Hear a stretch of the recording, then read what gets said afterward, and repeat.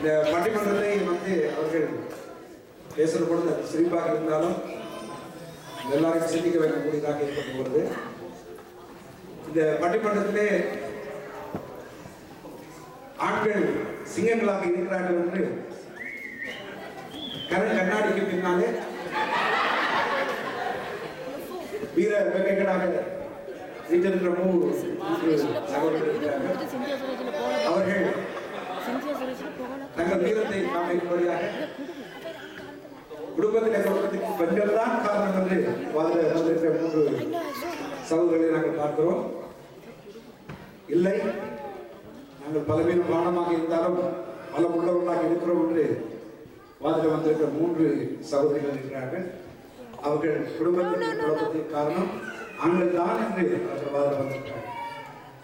இந்த வாதத்தை கேட்கிற நீங்கள் குறிப்பாக விசேஷமாக கொடுத்த கேட்கிற காரணம் தயவு செய்து இங்கே வாதில் வர்றவர்களுடைய குடும்ப காரியத்தை அவர்கள் பேசவில்லை. அவர்கள் இதை எல்லாருக்கும் பொதுவாகத்தான் பேசுகிறார்கள். அதே போல அதை வாதிட வருகிற பெண்கள் தங்களுடைய கணவன்மாரை பேசுவதாக யோசிக்கக்கூடாது. இது இங்கே உங்களை உற்சாகப்படுத்தணும். பொதுவாக குடும்பங்களுக்கு இருக்கிற காரியங்களை சிந்திக்கப்படக்கூடியதாகத்தான் இந்த பட்டிமன்றத்தை நாங்கள் ஒழுங்குபடுத்தியிருக்கோம். அதனாலே தயவு செய்து இங்கே பேசுகிற எந்த ஒரு நபர்களுடைய தனிப்பட்ட வாழ்க்கையிலே அவர்கள் அனுபவித்து பேசுவதாக நான் எடுத்துக்கொள்ள வேண்டாம்.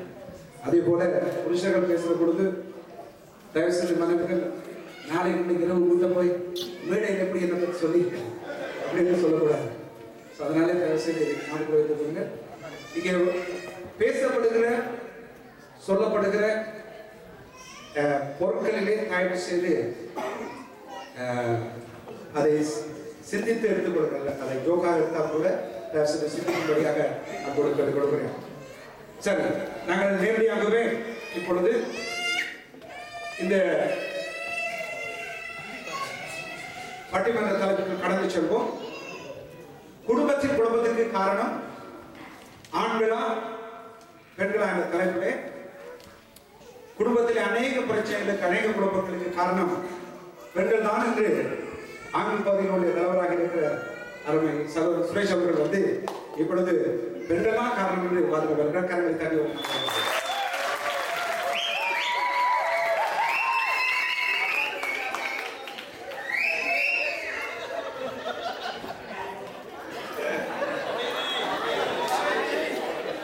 சபையார் அமைதியாக இருந்து கேட்கும்படியாக கொடுக்க. சரி, இப்பொழுது நாங்கள் பாட்டு கடந்து சொல்லுவோம்.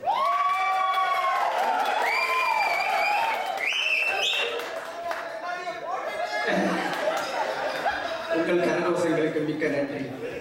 பெரும் மதிப்புக்குரிய நடுவர்களே, குடும்பத்தின் குழப்பத்திற்கு காரணமாக இருக்கின்ற பெண்மணிகளே, கண்மணிகளே,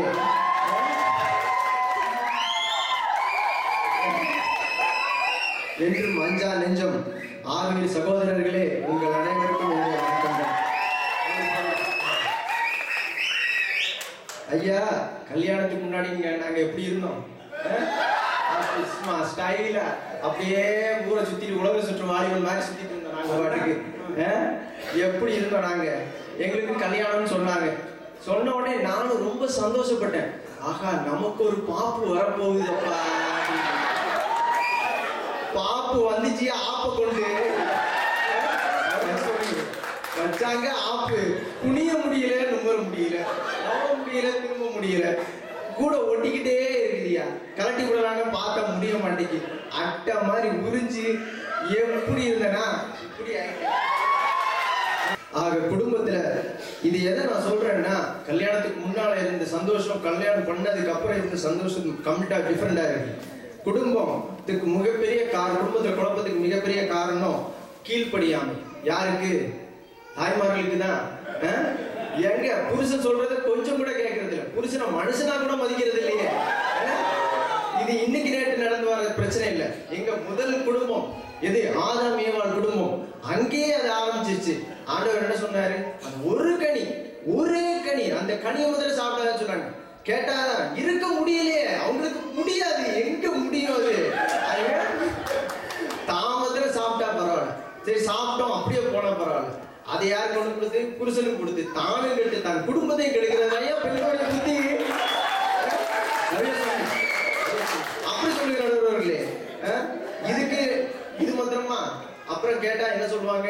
சுய புத்தி. யாரு எதுக்கு சாப்பிட்டீங்கன்னு கேட்டா சர்ப்பம் என்ன வந்துச்சுன்னு சொல்லுவாங்க. ஏன் உங்களுக்கு எங்க போச்சு புத்தி? சுய புத்தியே கிடையாது, எல்லாம் சொல் புத்தி. எங்க யாராவது போன் பண்ணி ஏதாவது சொல்லிடக்கூடாது, டாம் ஆடுறது இதே ஆட்டம். இதே மாதிரிதான் போன வாரம் நினைக்கிறேன் யாரோ ஒருத்தங்க என் பொண்டாட்டி அழகா இருக்கீங்கன்னு சொல்லிட்டாங்க. அதோட விட்டுருக்கலாம்ல, ஐஸ்வர்யா ராய் மாதிரி இருக்காங்கன்னு சொல்லிட்டாங்க.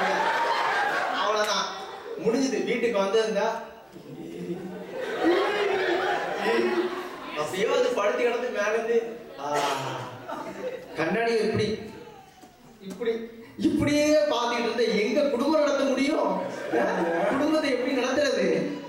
நீங்க சொல்லாட்டி வேற யாரும் சொல்ல முடியும்.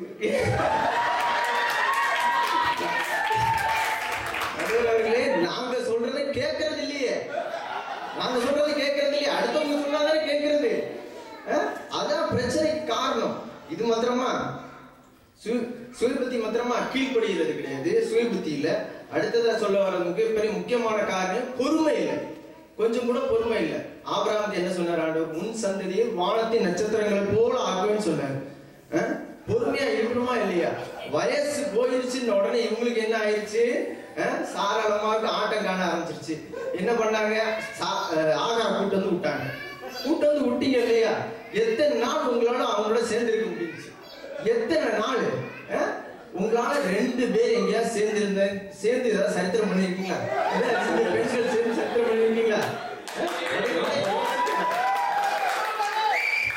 ஆம்பளைகள் எத்தனை பேர்னாலும் எவ்வளவு பேர்னாலும் நாங்க சேர்ந்து சந்தோஷமா ஒரு கம்பெனி நடத்துறோம், எத்தனை பிசினஸ் நடத்துறோம், எத்தனை நடத்துறோம். நாங்க